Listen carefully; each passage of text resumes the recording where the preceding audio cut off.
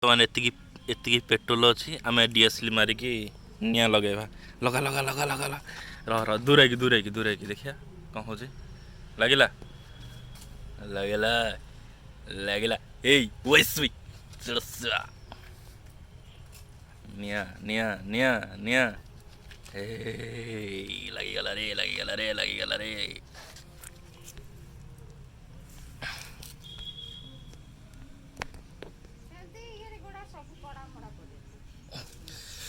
ବର୍ତ୍ତମାନ ଆମର ଏକ୍ସପେରିମେଣ୍ଟ ହେଇଯାଇଛି ଇଣ୍ଡିଆନ୍ ହ୍ୟାକର ପାର୍ଟ 2। କେତେ ଟାଇମ୍ ଜଳିଯିବ ସେଇଟା ଜଳିଯିବ କିରେ?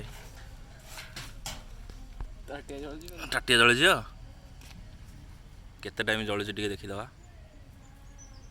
ଭାଇମାନେ ଭିଡ଼ିଓ ଦେଖୁଛନ୍ତି, ଟାଟିଆ ଜଳିଯିବ କି କଳା ପଡ଼ିଯିବ କି କମେଣ୍ଟରେ ଜଣାନ୍ତୁ କ'ଣ ହେବ। ଜଲ୍ଦି ଜଲ୍ଦି ଜଲ୍ଦି କମେଣ୍ଟରେ ଜଣାନ୍ତୁ, ନହେଲେ ନିଆଁ ଲିଭିଗଲେ ଅସୁବିଧା ହେଇଯିବ।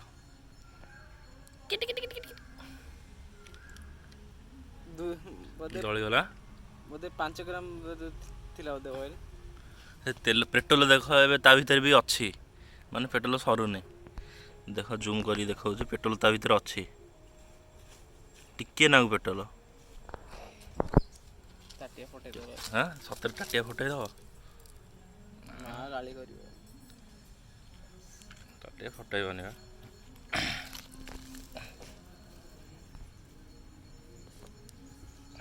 ତେଲ କ'ଣ ସରୁନି? ତେଲ ସରିବାର ନାଁ ଗନ୍ଧ ନଉନି। କେତେ ଟାଇମରେ ନାଇଁ ରହୁନୁ, ଟାଟିଆ ଫଟେଇବନି। କଳା ଧୂଆଁ ବାହାରିଲାଣି, ସେ ଲୁହା ଜଳିଲାଣି। ଟାଟିଆ ଫଟେଇବ କି?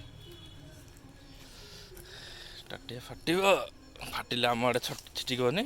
ଏବେ କଳା ଧୂଆଁ କ'ଣ ବାହାରିଲା? ଏବେ କଳା ଧୂଆଁ କ'ଣ ବାହାରିଲା? କଳା ଧୂଆଁ କ'ଣ ପାଇଁ ବାହାରୁଛି କହିଲୁ? କଳା ଧୂଆଁ କ'ଣ ପାଇଁ ବାହାରିଲା କହିଲୁ? କ'ଣ ପାଇଁ ବାହାରିଲା ମୁଁ ବି ଜାଣିନି। ତଳେ କାଠ ଅଛି ନା, ମୋତେ ଲାଗୁଛି।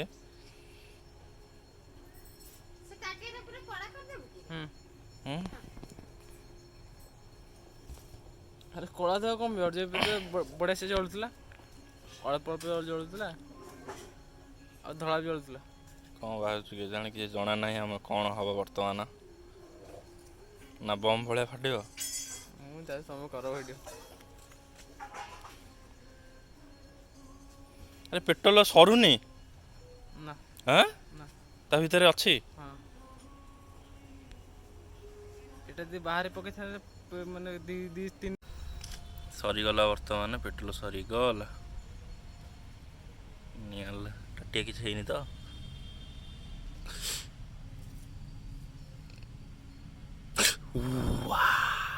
ହାତ ଫୁଟା କରିଦେଉଛି।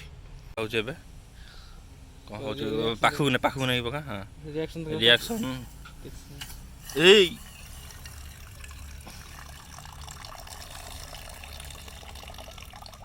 କିଛି ହେଉନି, ପାଣି ପିଇଦେବା।